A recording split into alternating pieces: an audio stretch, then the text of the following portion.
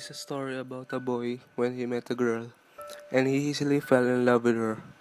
This is not another Israeli love story that we used to know. This story didn't start at once upon a time and ends with happily ever after. After all, do not live in a fairy tale world that the storybook used to tell us. This is reality. The boy named Carl never believed in love his entire life due to some personal problems. He believed that people can live alone without anyone who is special beside him. Not until he met a girl named Carla. His peaceful and serene life became a roller coaster ride kind of life. In a dim dark alley with a few lampposts to light it up, the gloomy vast sky is crying so hard that only a few people can be seen in that sad alley. A businessman is running with his business case above his head just to cover himself.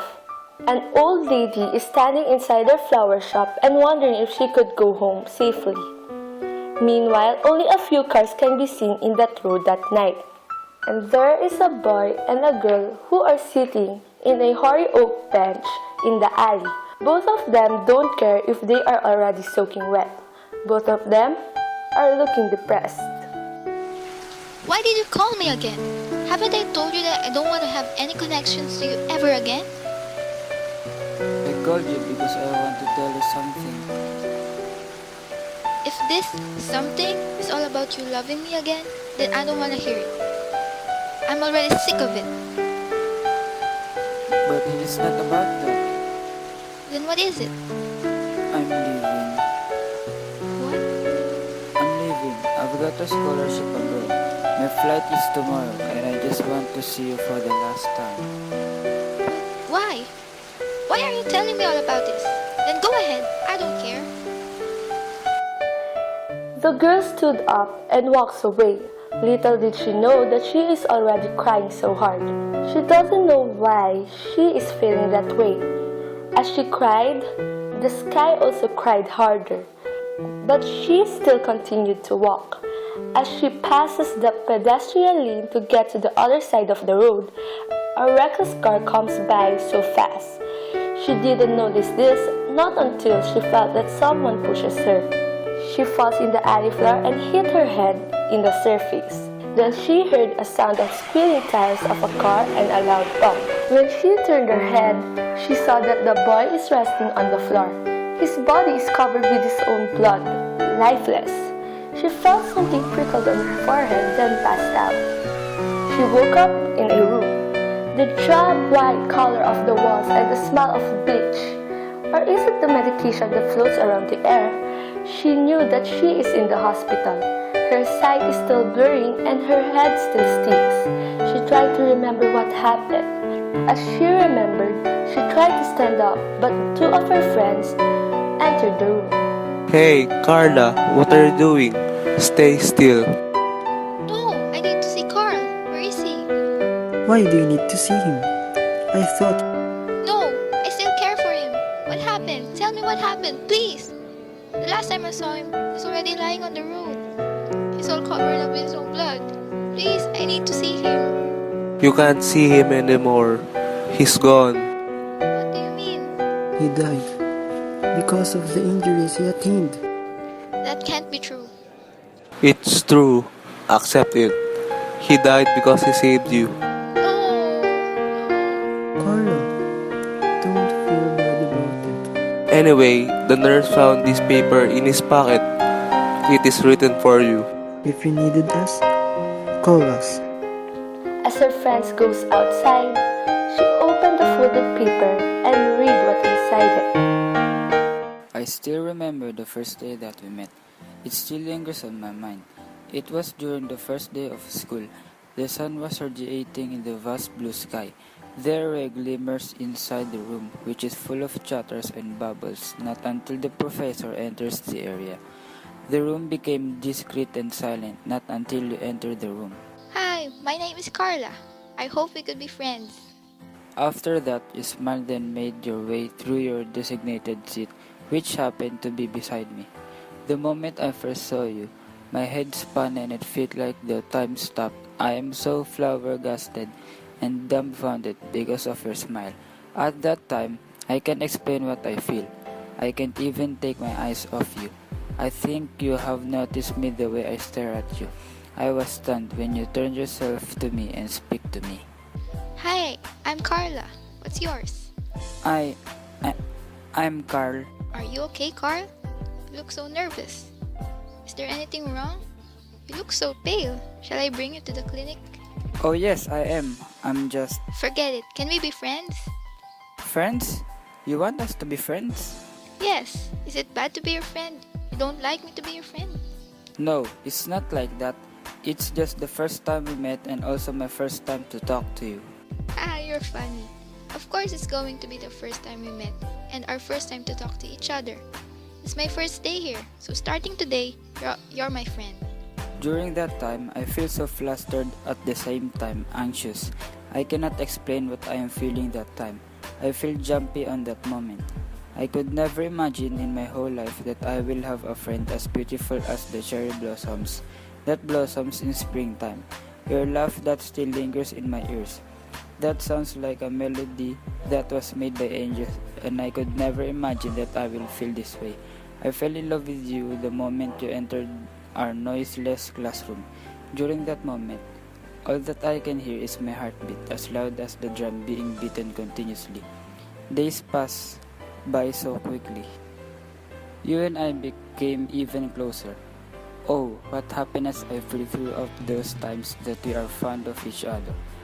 But just like other people will say, after those happiness and joy that we will feel, sadness will come after. After a few months, there are a lot of suitors lining up just to get your heart. And sad thing about this is not I am not one of them. Little by little, my confidence drained and I feel so worthless. I am so depressed because I cannot express my feelings to you. Hey Carl, are you okay? You look so down. Is there anything bothering you? You can tell me. Oh, it's you.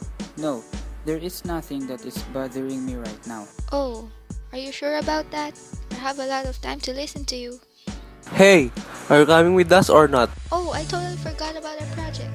Maybe next time you could already tell your problem to me. Okay, I will tell it to you. Hey Carla, are we going now? We still need to finish this early. I'm so sorry because I can't be with you right now. I promise I'll treat you next time. Call me later if you need anything. Bye.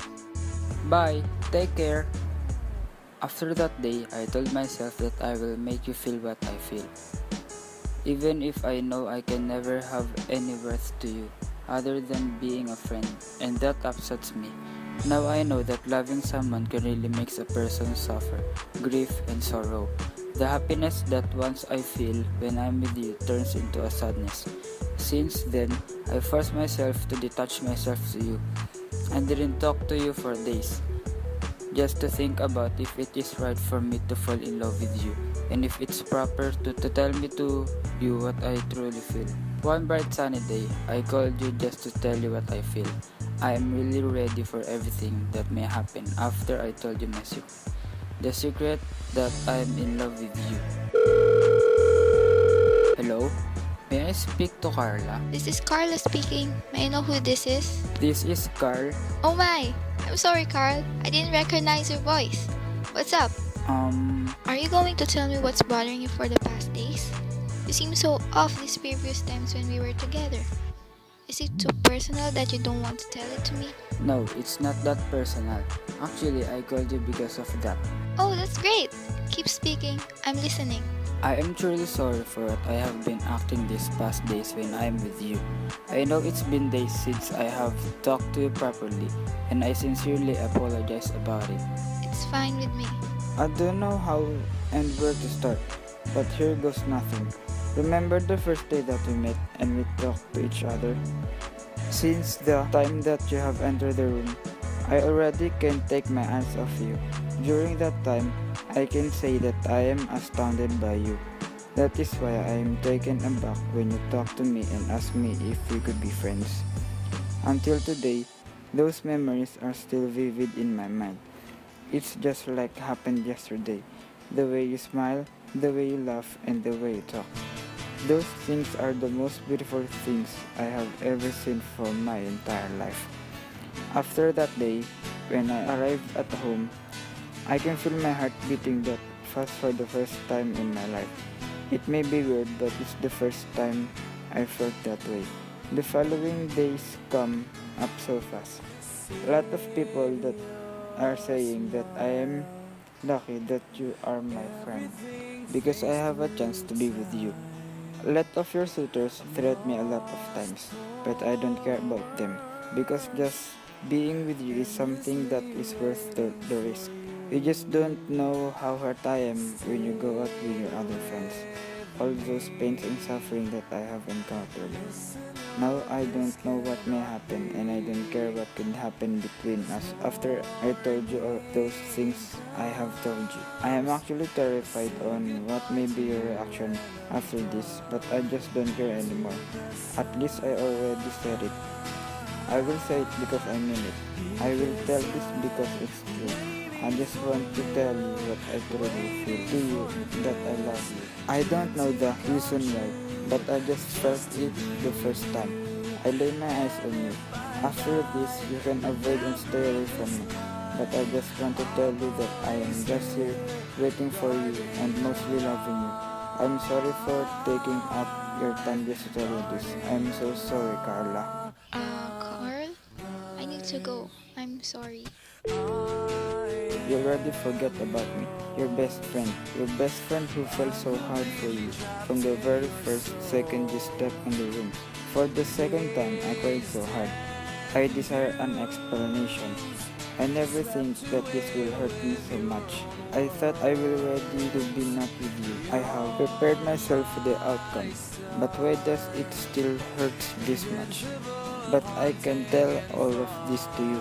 I just need to accept my fate that you cannot love me as much as I love you. Still, I will continue to love you. I'll make you feel my love for you. Even if you push me away from me, I will never ever give up my love for you.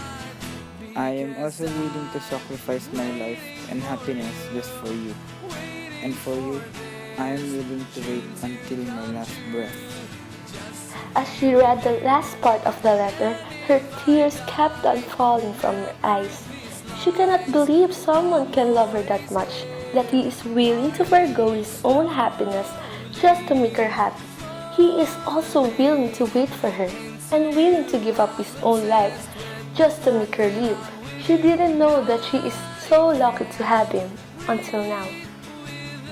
Now that he is gone, she realized that she is too foolish not to tell her how she truly feels for him. That she loved him too. Because I've been waiting for you, been waiting for this dream to come true, just to be with you.